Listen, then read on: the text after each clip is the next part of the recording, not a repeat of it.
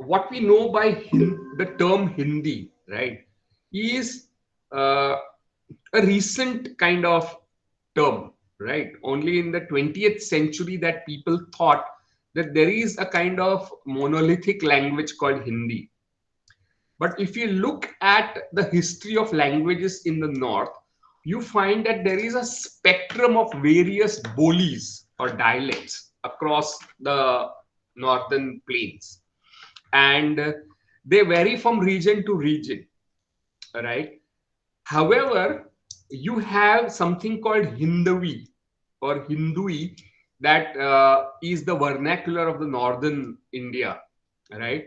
In the time of Amir Khusro, another poet whom we are going to read, uh, who is not who does not belong to the Bhakti movement per se, but he is a major Sufi poet.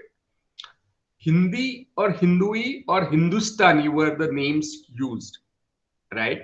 And they were very different from the modern Hindi, because the idea of Hindi became prominent only in the 19th century with the British rule. And British wanted to kind of promote the idea that the Sanskritized version of Hindustani language, right? Hindustani language is a kind of umbrella term for a kind of various bolis uh, that were spoken in that belt. Uh, the Sanskritized version of Hindustani is Hindi, and more Persianized or Arabic form of Hindustani is Urdu. That's how kind of segregation of language on basis of religion begins with the 19th century British rule. And you can see that Britishers always believed in divide and rule, and any politician for that matter believes in divide and rule, right? So why single British out? Any politician would believe in divisions among the followers, because unity means threat to anybody who is in power. That's the basic of politics, right? Uh, this kind of divisiveness seems to be constructed only in the late 19th century, early 20th century, and it has something to do with the process of standardization of languages, right? And standardization of the language became a need because of one, the printing system that the Britishers had introduced. Secondly, the educational system, which required to teach one form of language, right? And a single kind of grammar, very much on the lines of English, right? You need a grammar, you need print fonts for printing, right? So the earliest missionaries and the British East India Company officers started the process of standardization of Indian languages in India. Before that, this process did not start, right? So there was no such thing like standard Gujarati or standard Marathi or standard Hindi or standard Bangla or the standard Tamil before the colonial rule became prominent. So largely for the sake of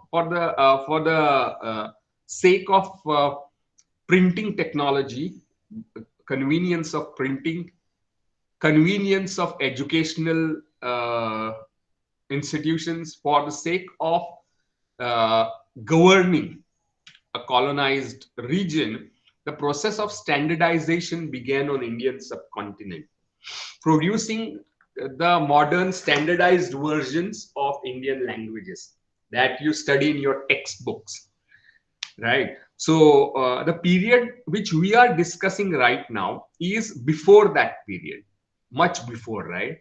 So 15th century, 16th century, uh, 13th century, where all these processes were not there, right? So you have a kind of spectrum of various bolis. And that's why you find that Mirabai is found in Rajasthani, she is found in Hindi, she is found in Gujarati. तीनों text book में आती है Mirabai, Gujarati, Hindi, or Rajasthani. And she is considered a Hindi poet. But actually, the term Hindi is more recent formulation. What Mirabai did was she composed in Braj and the Boli around the Braj region, right? Because as Kirtan pointed out, it is about Krishna Bhakti, and Braj is the language of Krishna Bhakti. And because she was married into a Rajasthani royal family, her compositions are also prominently found in Rajasthani. And later on, she came and resided in Dwarka in Gujarat, because that's a very important place for the Vaishnavas. And Braj became a very important language in Gujarat as well. Right. So Braj is a language of Krishna Bhakti from the north that seemed to have traveled and became part of Gujarati and Gujarat as well. So this linguistic processes or linguistic phenomena that we study have to be done a bit carefully, because there is this danger of projecting modern category backwards, or imposing modern categories of understanding on something that is pre-modern, right? That is always a trap when we study Indian literatures, as the title Indian literature indicates, right? Because the idea of literature is a Western category, and idea of Indian as implying nationhood is a modern category. It's a recent category. So you will never find Kabir saying I am Bharatiya, or Narsi Mehta saying I am Bharatiya, or Mirabai saying I am Bharatiya, right? As national identity is of far more recent, that is 19th century, what should I say, phenomena. Okay, so Hindi language was indicated by the languages like Hindui or Hindustani, and it bifurcated into two forms called Hindi and Urdu. So it's the same language existing in two forms. Its Persianized version is called Urdu, and its Sanskritized version is called Hindi, the one that you find in Bank. So here is a language called Hindustani having two forms.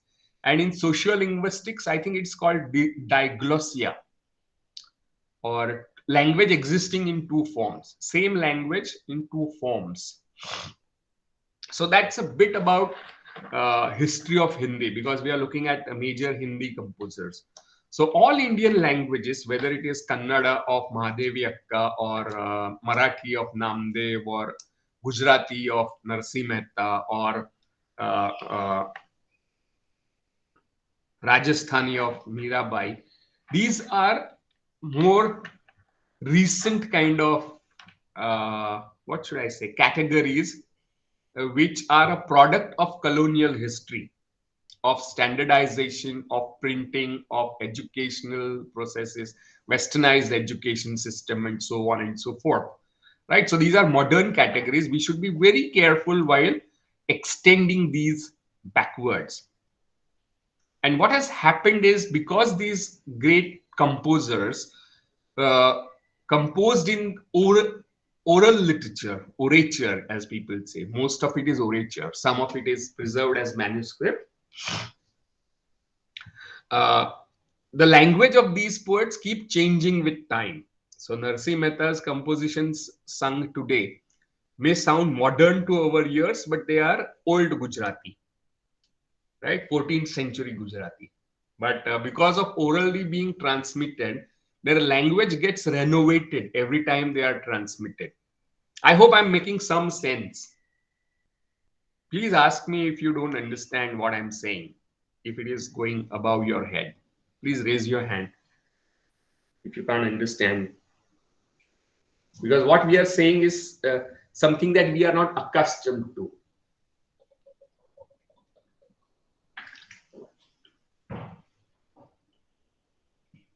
Right?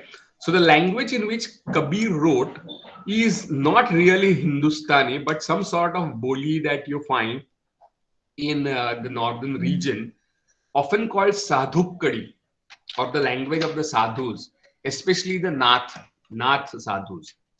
And this Sadhukkadi language is the language in which Kabir wrote Kehna Bahut Mushkil Hai. And it also creates a kind of complications for our understanding. Yeah, so Kabir composed, right? So the language in which he was composing is Sadhukkadi language of the sadhus, wandering sadhus. Language of Tulsidas, another great Bhakti poet, is a Boli near Ayodhya, something closer to Awadhi. Language of Meera is closer to Braj. So all these languages were appropriated and categorized under Hindi. These are different languages almost, right? So Hindi is a kind of complicated category for us to understand. And its official status in Indian Constitution as official language, right? It has played a prominent role in promotion of this Sanskritized version of Hindi across India. The second reason why this Hindi has spread across India is due to cinema, right? Bollywood and TV series. So all these forms, all these cultural forms have played a great role in spread of Hindi across India. So it's no longer limited to the northern region, it's spread.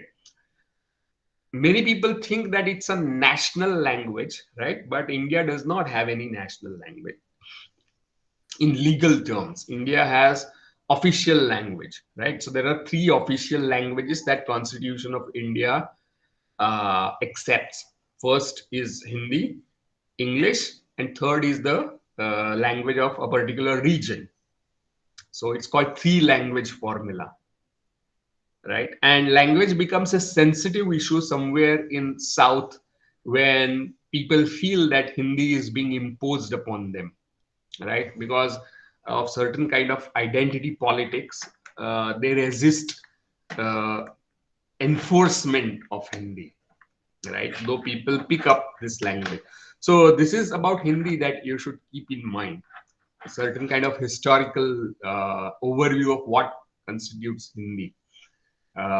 So this is a very interesting thing that we have to keep in mind when we study Kabir or Meera or Narsi or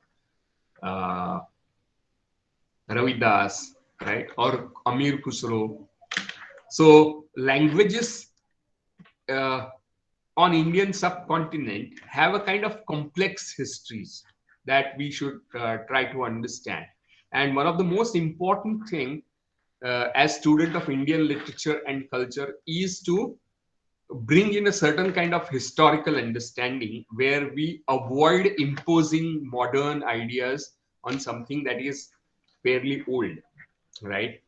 That is one trap that all of us, including me, have to be on guard. Okay, so going back to Kabir, Kabir's influence has spread far and wide, right? There are traditions of performing Kabir in Gujarat, right? In Kutch, you'll find Kabir being performed in several places. He is a major influence on Indian subcontinent. Kabir is considered as the one of the most important bhakt or santa in various languages, right? And Kabir has a presence along with Namdev and Ravidas in the Guru Granth Sahib. So let us take a look at Kabir from a very different angle. Kabir, like Ravidas, was influenced by the Advait philosophy that seems to have come from the Nath tradition, right? But he's also deeply conversant with theology and the devotional elements of Islam, right? And this is where something called the Sufi tradition comes in. Sufis are kind of ascetics, renunciate holy people in Islam. Very often they follow the central tenets of Islam, but very often they also run in to some sort of difficulties with the established religion, right? Strict established religion. Their emphasis is that religion is not about following the external rituals and the rules, but religion is something which is internal, right? It has nothing to do with following all the core rituals that a religion prescribes, but it has something to do with emotional attachment to the creator and devotion and surrender to the creator, very much like bhakti. So you find that bhakti and Sufi traditions uh, are often converging at various points. And one of the points that they converge is the kind of uh, dissatisfaction with the ritualistic religion, right? And emphasis on kind of experience of the creator rather than just intellectual or legal discussion of theology or something like that, right? So there is a dissatisfaction with this ritual and technical discussions of religion, and emphasis is on having a kind of uh, experiential uh, relationship with the divine. This is another thing that connects it to the bhakti tradition. And like bhakti, there is also an element where Sufis clash with the established uh, politics, right? And established religion as well. So you find that I think it is in Nizamuddin Aulia, who belongs to the Chisti school. There are many schools of Sufism in India, right? In the north, Chisti is very famous. So in Chistis, Nizamuddin Aulia would say that, that is what I remember vaguely, that he had two doors, right? So if Sultan is entering his house from one door, he keeps the other door open so that he can go out of it, because he does not want to meet the Sultan. So that kind of uh, I won't say hostile, but kind of uh, dissatisfaction with the earthly power, right, is also something that you find in Sufism, and something that connects uh, with bhakti as well. So you find in Kabir a confluence of two major uh, philosophical, spiritual streams, right? And very often people use the term Ganga Jamna uh, Sangam, right? Or Ganga Jamna Tehzeeb, right? The culture which is a confluence of Ganga and Jamna, or Ganga and that is of Sufism, Islam, as well as of spiritual Hinduism, very often found with Nath and others. So Kabir, you find elements of Tantra, and we discussed this Kundalini idea of Kundalini, which is central to Tantra. We also discussed the centrality of the notion of Guru in Tantra, right? And Guru can be of any caste, unlike Acharyas of Vedic culture or the epic culture, right? So Guru is a person who is more of an initiate, a person who initiates people into the esoteric spiritual practices of Kundalini and Tantra, right? So Guru is not exactly the same as Acharya in Upanishads. The Acharya in Upanishad is person who teaches the students the philosophical ideas, right? Expounds those ideas. But Guru is somebody who initiates his followers into esoteric practices or sadhana, right, around Kundalini. I hope I'm clear. So the notion of Guru becomes prominent after the rise of Tantra in India, and you find that in Bhakti as well. So Guru Mahima is one of the leading themes in Bhakti, right? Secondly, you find a kind of influence of Sufism in dissatisfaction with the outward rituals and outward show, right? Of religion as a show versus religion as a personal, intimate relationship with the divine, right? Is a very important idea in Bhakti as well. And Kabir is a good example of confluence of Sufism and uh, Tantra and Nath traditions and Advaita philosophy as well. Right. So let's just look at Kabir. Any questions before we proceed? Any doubts?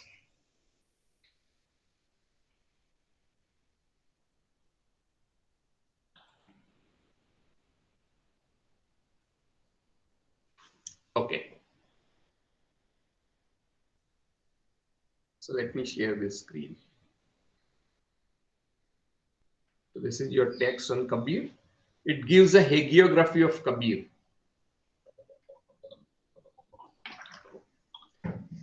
If you remember yesterday, I explained what is the meaning of the term hagiography.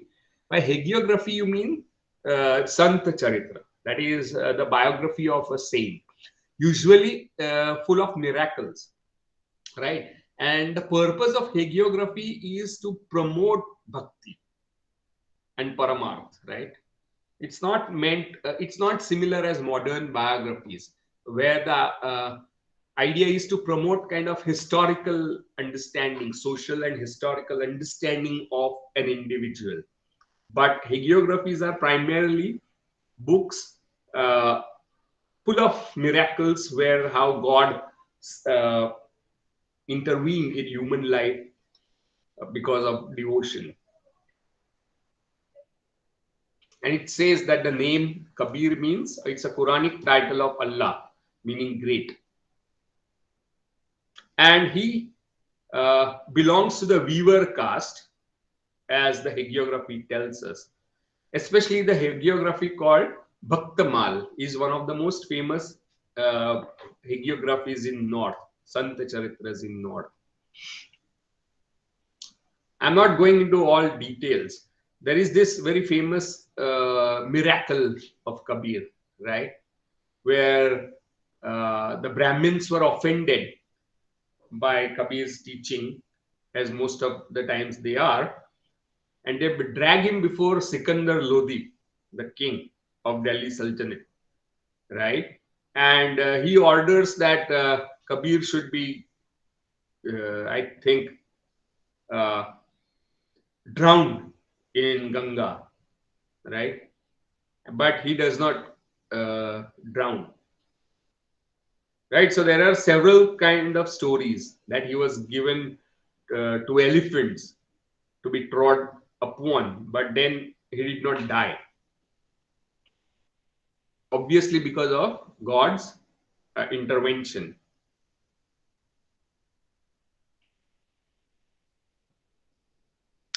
And one of the famous stories of Kabir is after his death, both Hindu and Muslims wanted to claim him as one of theirs. So after he dies, Hindus wanted to cremate him and Muslims wanted to bury him. But it so happened that after his death, when they pick up that chadar, they find flowers in it. So Kabir has disappeared underneath the chadar. So these are typical sayings of Kabir. Look at this.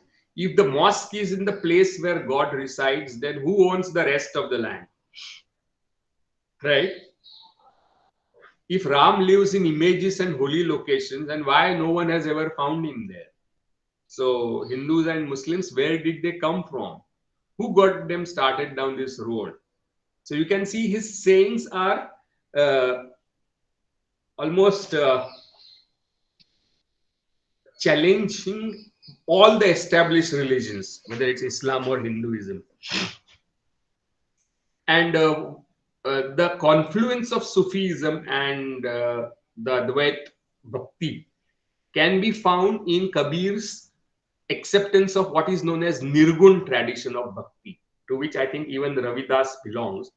By Nirgun, you mean you worship God in not physical representation, but as an abstraction, but again to be realized rather than to be seen with physical eyes. So Nirgun means lacking in any uh, qualities. So you worship God as something which is abstract rather than a concrete idol. And you can see that this is a prominent aspect of Islam as well, because Islam does not promote idol worship, right? So Nirgun philosophical tradition that Kabir upholds is a traditional form of philosophy, no doubt. But he is in some way combining it with Islam. He finds convergence of these two. And Kabir also draws upon something called ulat basi, that is upside down speech, right? And this upside down speech is something like riddles, spiritual riddles, right? And this genre of ulat basi or ulti basi, right, or upside down language, has its source in very early Bangla and Maithili compositions called Charyapada, right? And these were the tantric poetic compositions, which were more like riddles. So these spiritual philosophical riddles become the language of bhaktas like Kabir, and they serve the function very similar to koans in Zen philosophy. Not so much to give a moral, but in some way challenge your established conventional thinking, to make you think outside the box when it comes to the matters of spirituality. So here is an example. A child of a childless woman or fatherless son, someone without feet who climbs trees, right? So these kind of images that you find in Kabir are examples of his ulat basi. Okay. And obviously, he is from Banaras, like Ravidas, right?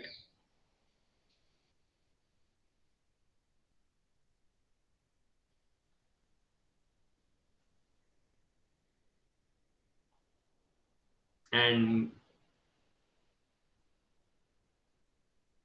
let us look at some of his compositions now.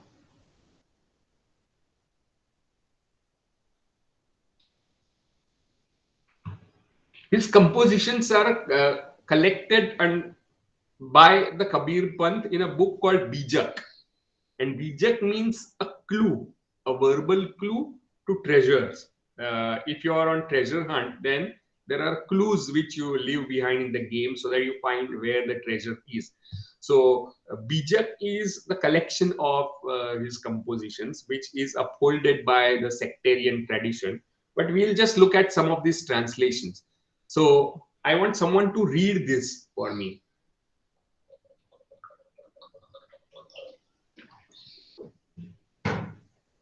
Who will read this? Yeah.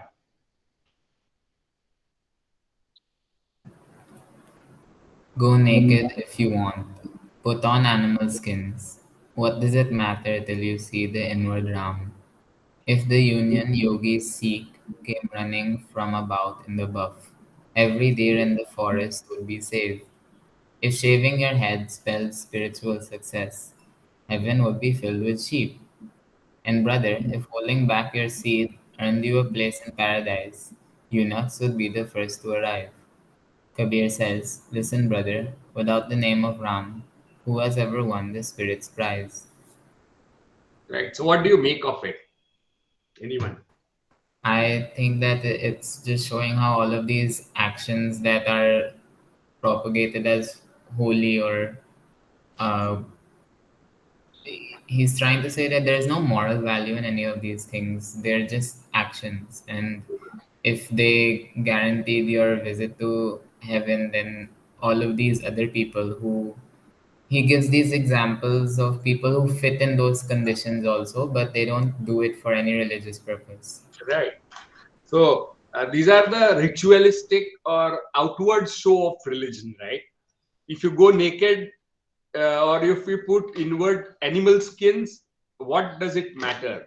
Because you have not seen the Ram within you, the Lord within you.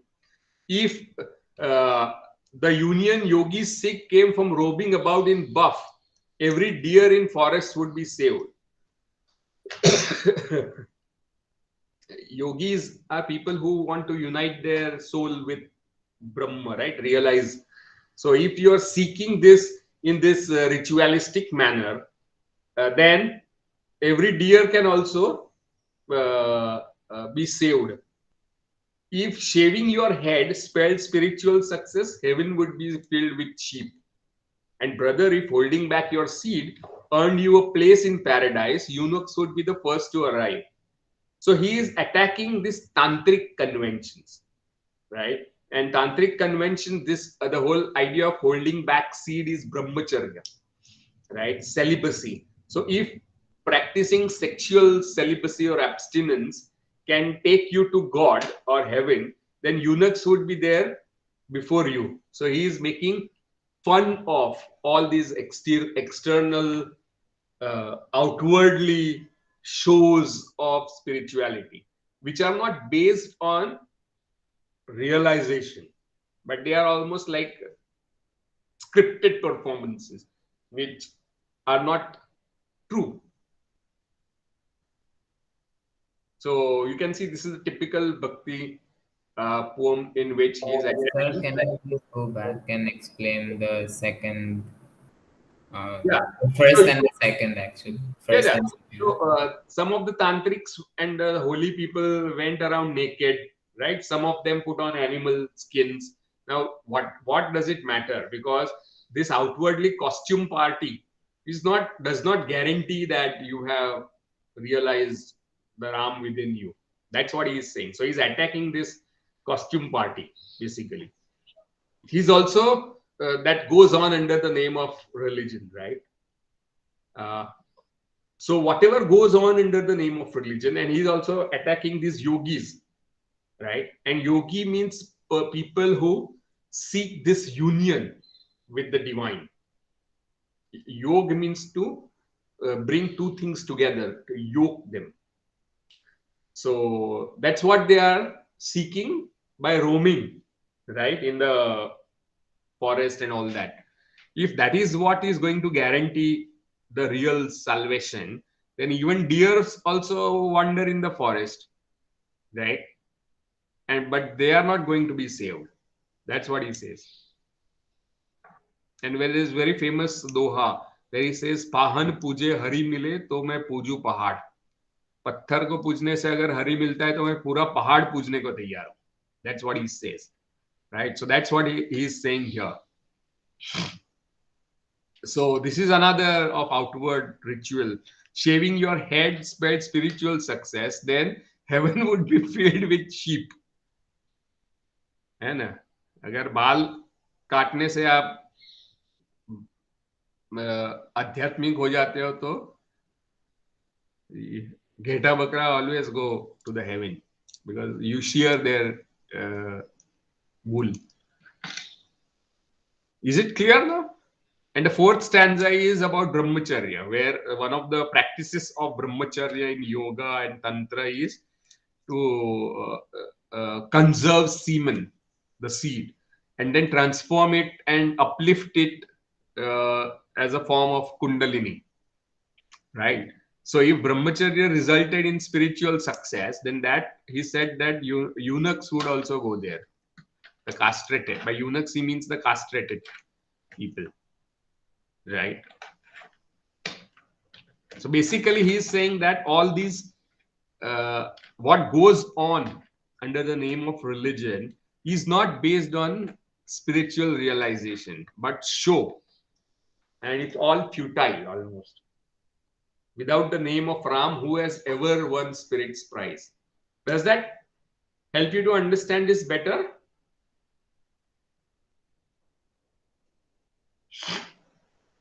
Jaswin?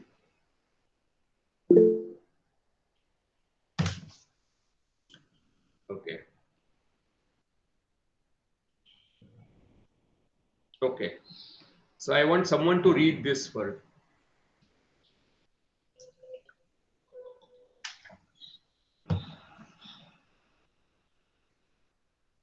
Who will read this?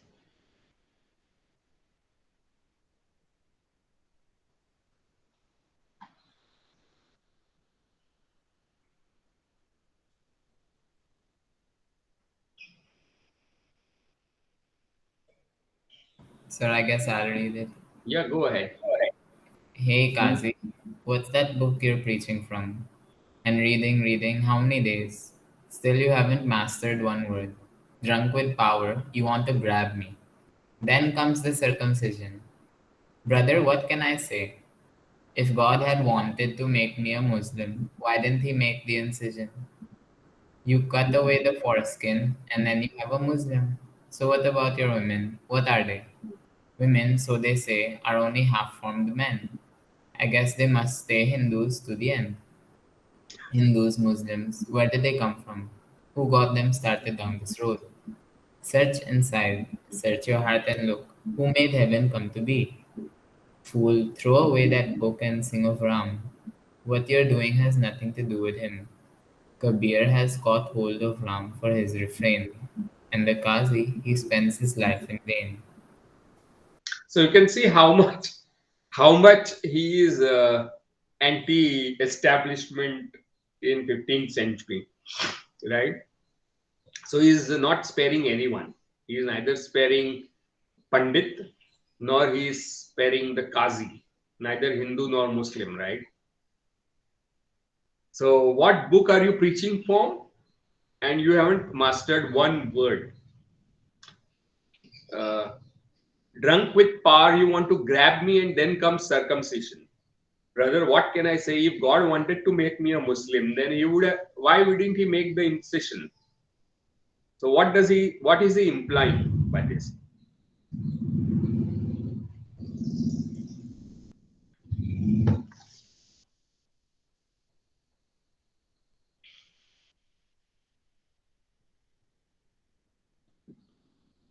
He's saying that it's a very superficial distinction because Exactly. whether you have a circumcision or not, how does that relate to your Right. beliefs?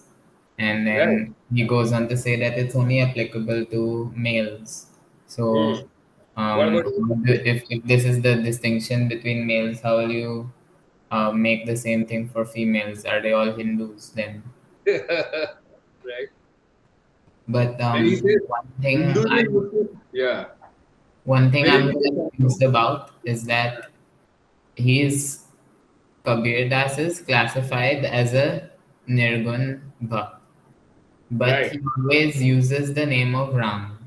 Right. But this Ram is not the same as idol of Ram. Right. This Ram is a Nirgun Ram. Right. Ram not as the Ayodhya or the Kodandhari Ram with the bow and arrow, King Prince of Ayodhya. But this Ram is creator of this world and the power that controls the whole world. Right? He pervades everywhere. He's the Brahma basically. Ram in form of Brahma rather than as form of idol. Is something that we have to be careful, right? So that's what. So he is not sparing anyone. Hindus and Muslim ये आए कहाँ से? Who got them started down this road? किन लोगों ने ये रास्ते बनाए? Search inside your heart and look. Who made heaven come to be? Fool, throw away that book and sing of Ram. What you are doing has nothing to do with him. Kabir has got hold of Ram for his refrain, and the Qazi he spends his life in vain. So he is attacking uh, the outward show of religion.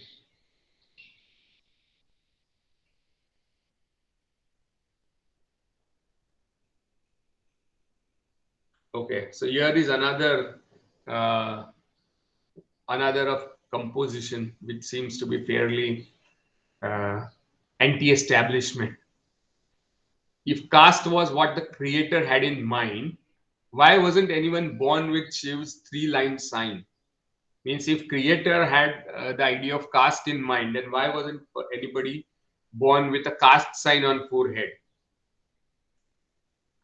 If you are a Brahmin from a Brahmin woman born, why didn't you come out of some special way? And if you are a Muslim from a Muslim born, why weren't you circumcised inside? Says Kabir, no one is lowly born. Only lowly are those who never talk of Ram.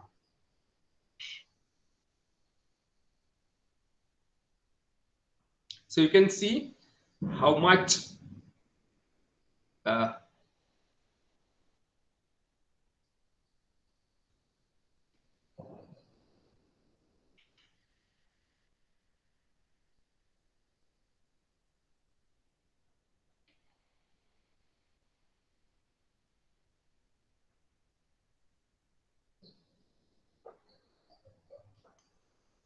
okay, I want someone to read this and we'll stop here probably for today.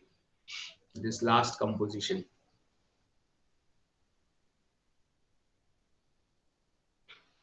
Someone else wants to read? Udit, Kirtan, Sanaya, Disha, anyone? Okay, sir, I will read it. Yes, go ahead. Pandit, so well read. Go ask God who his teacher is and who he's taught. He alone knows what shape he has, and he keeps it to himself alone. Child of childless woman, a fatherless son, a someone without feet who climbs trees, a soldier without weaponry, no elephant, no horse, charging into blade with no sword. A sprout without a seed, a tree without a trunk, blossoms on a tree without a branch, a woman without beauty, a scent without a flower, a tank filled to the top without water, a temple without a god, worship without leaves, a lazy bee that has no wings. You have to be a hero to reach the highest state. The rest, like insects, burn with burn like moths in the flame. A flame without a lamp without a flame, and an unsounded sound that sounds without the end. Those who comprehend it, let them comprehend. Kabir has gone off into God. Okay, so what do you make of this?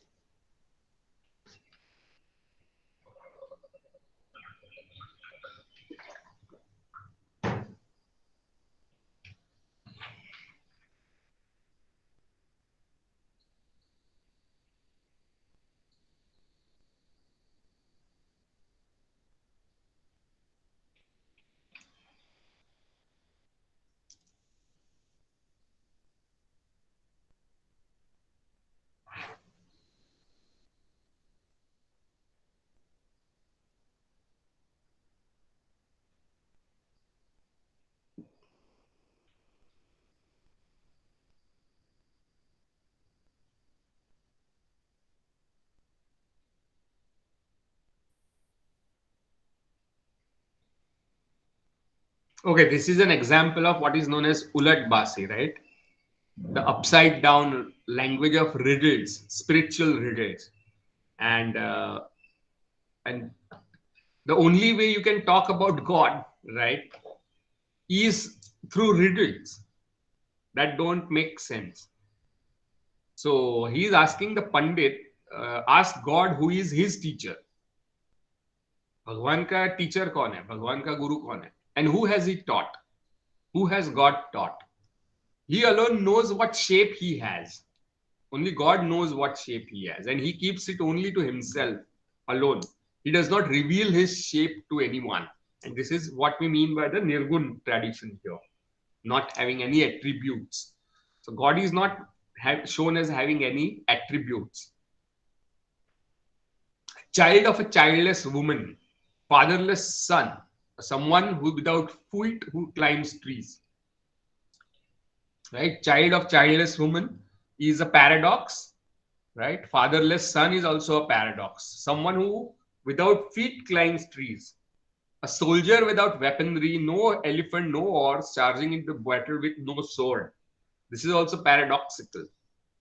A sprout without a seed, a tree without a trunk, blossom on a tree without a branch, a woman without beauty, a scent without a flower, a tank without a tank filled to the top without water, right? Temple without a god, worship without leaves, lazy bee that has no wings. You have to be a hero to reach this highest state. Means if you want to decode this riddle, right? And this paradox, if you want to resolve this paradox, it cannot be resolved rationally. You have to be a hero, right, to reach that state where you can decode uh, this mystery, this enigma. The rest, like insects, burn like moths in the flame, right? Only a hero can reach that state. Others would burn like insects in the flame. And what kind of flame? A flame without a lamp without a flame, an unsounded sound that sounds without an end. Now, unsounded sound is an important motif in Bhakti poetry, and especially the Ulat Basi kind of cryptic verse, right? That is a special genre that you find in Bhakti poetry, cryptic verse. And the unsounded sound is also called the Anahat Nad. Anahat is something that is not stuck. So the sound, physical sound that we hear is always produced by something striking against something. But anahat is something, sound that is caused by not striking, right? So it is unsounded sound. And that is the sound of primary creation of this universe and this whole existence. So those who comprehend it, let them comprehend. Kabir has gone off into God. Right? And again, if you look at last three lines, then it is not about intellectual comprehension. So bhakti is not about intellectual comprehension. It's about going off into God, right? Being one with the God. It's based on realization rather than based on intellectual comprehension of something. And that is why the need to speak in Ulat Bansi, need to speak in riddles. Yeah. So what are your responses to this? What do you say about this? So from soldier part to lazy bee with no wings, I was not able to comprehend what he was trying to express. Right. So what he's saying that he or God is a soldier without weaponry, no elephant, no horse, charging into battle with no sword. So soldier who is not a soldier and yet he is a soldier, right? That's the paradox of the whole thing. I hope you know what is a paradox, right? Does anyone know what is paradox? Figure of speech.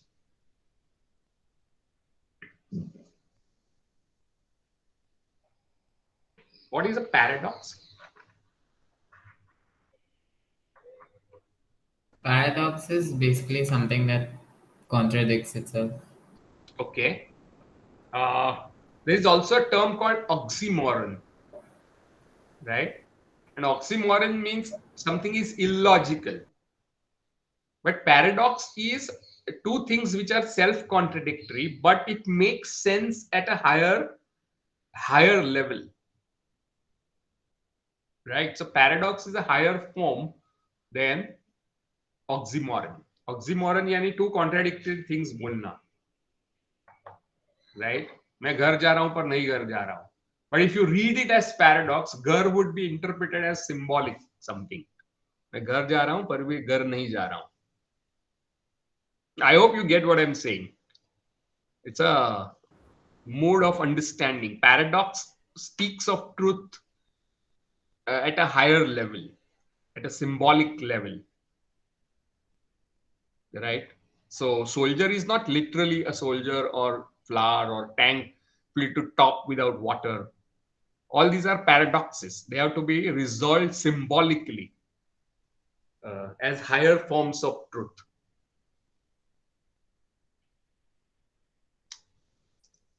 Does that help you, कीर्तन? समझ में नहीं आया तो समझ में आने के लिए ही नहीं है वो, राइट? Yes, sir. पोथी पढ़ी पढ़ी जग मुआ पंडित बया न कोई, ढाई आखर प्रेम का पढ़े सो पंडित होई. Have you heard of this doha? Anyone? पोथी पढ़ी पढ़ी जग मुआ पंडित बया न कोई, ढाई आखर प्रेम का पढ़े सो पंडित होई. ये सुना है दोहा किसी ने? No. Yes, no. No. So it means that the whole life you spend studying, trying to understand things, and world dies. People die. पंडित पोथी पढ़ी पढ़ी जग मुआ, दुनिया मर गई पोथी पढ़ पढ़ कर, पर फिर भी कोई पंडित नहीं बना. पर ढाई आखर प्रेम का पढ़े सो पंडित कोई. And that is the famous doha by Kabir. Okay, I think I've read it. And that's a famous doha by Kabir. Okay. So intellectual comprehension के लिमिट्स दिखाना भी एक फंक्शन होता है उलटबासी का. And you cannot understand it through logic. So when Udit asks, I cannot understand this because it's logically not possible. No, it's not logical. But this going beyond this logic is what the Ulatbasi is trying to achieve. It's like koans in Zen. I don't know if you have heard of something like koan. Zen. Zen का नाम सुना है किसी ने? Zen is a form of Buddhism practiced in Japan. Right? From the Sanskrit word dhyan, it becomes Zen.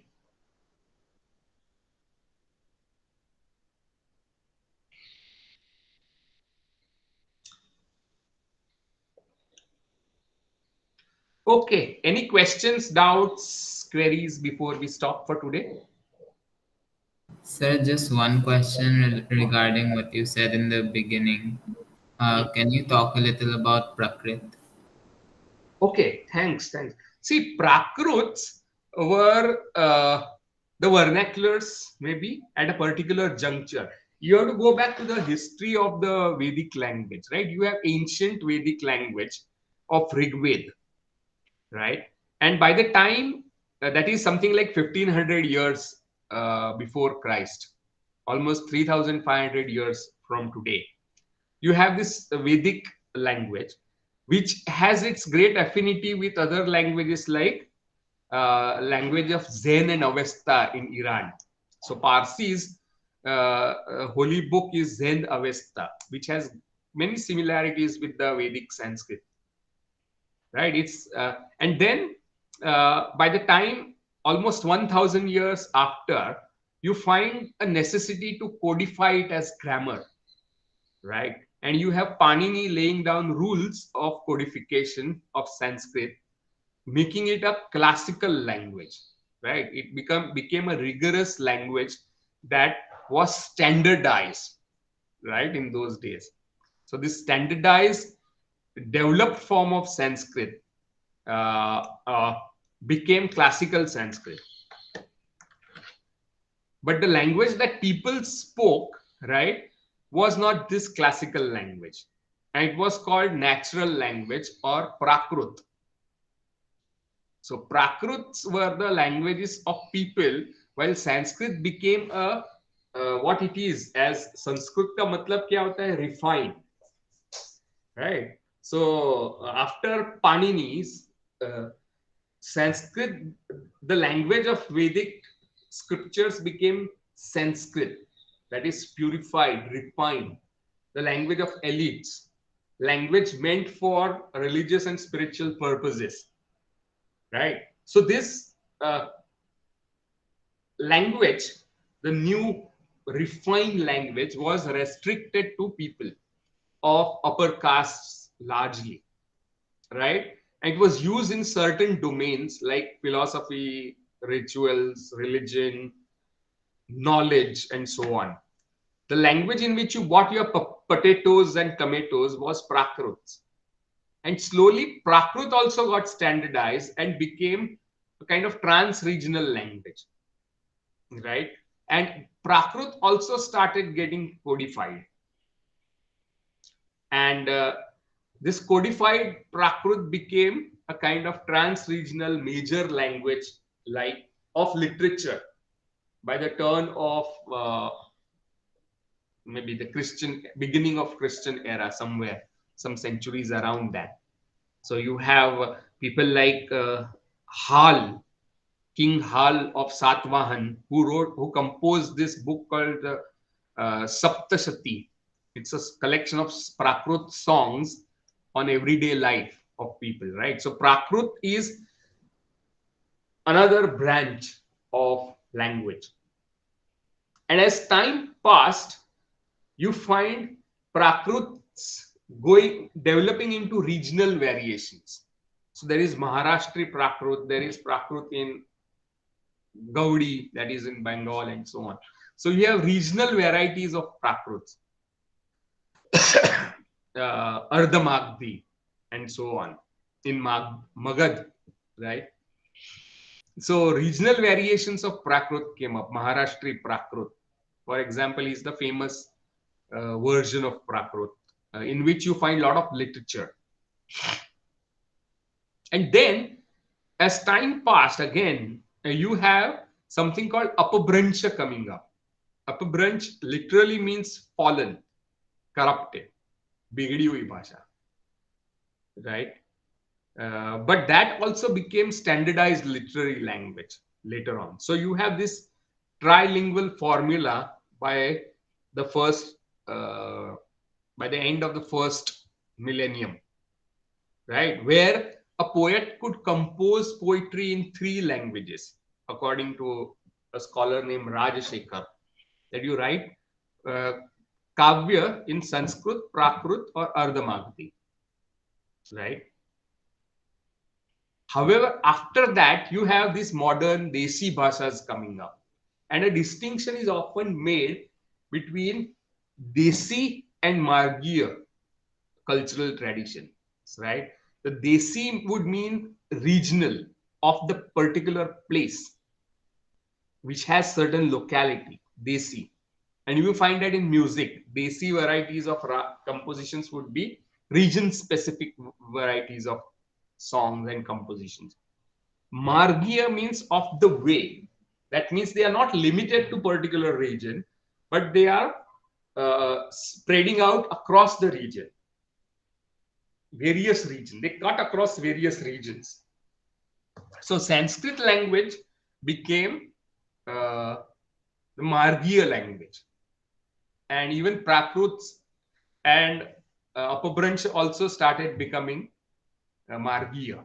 That means they were not limited to particular region. So Desi was a regional variation, right, which later evolved into modern Indian languages like Marathi, Gujarati, by the almost 1,200 years ago, 1,200 years ago, say, roughly, right? You find the emergence of modern Gujarati, Marathi, Bengali, Tamil, Kannada, and so on and so forth. In fact, Tamil would go down even further, as we have been discussing, right? Tamil goes down to the Vedic period, almost to epic period, right? And that is classical Tamil, which is not spoken today. So these were Prakrit varieties. Now the problem, Jaswin, is that we are not really sure of what these categories exactly mean. I hope you understand. Sharp, defined understanding abhi tak humko nahi hai. And if you look at Kalidas and other kavyas, you find that in plays, the upper caste people very often use Sanskrit, except Vidushak or the clown, who is a Brahmin, but he talks in Prakrut, right? So Prakrut is the language of people, and the upper caste people like King Dushyant and Shakuntala would speak in Sanskrit. So they were bilingual plays of that time. So what we call Sanskrit drama was actually bilingual or trilingual drama. We find that people like Kabir or Akho or Narsi Mehta using the word Prakrut for modern Indian languages as well. So we are not sure whether Prakrut indicates any fixed language like Gujarati or German, right? But indicates a domain of use, right? Just like Sanskrit is to be used in spiritual, religious, ritualistic domain. Prakrut is to be used in everyday domain. So we are not sure whether it's a language like German or Gujarati, or it's a register. I don't know if I'm making any sense, but it's a complicated question, so complicated response is expected.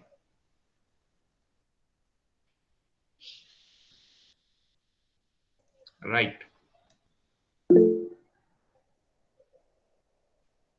Good. Any other question?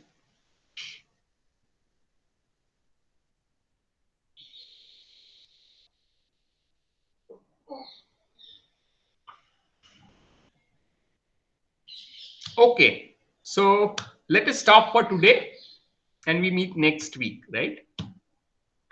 To further our discussions and ask everyone to be ready with their presentations for the next week. And I will post the recording of today's class for those who have missed it, right? And even if you want to listen to this conversation again, class again, then you can listen to it. I post the links, right? So you will find it on that link. Okay, then see you next week. Have a good time.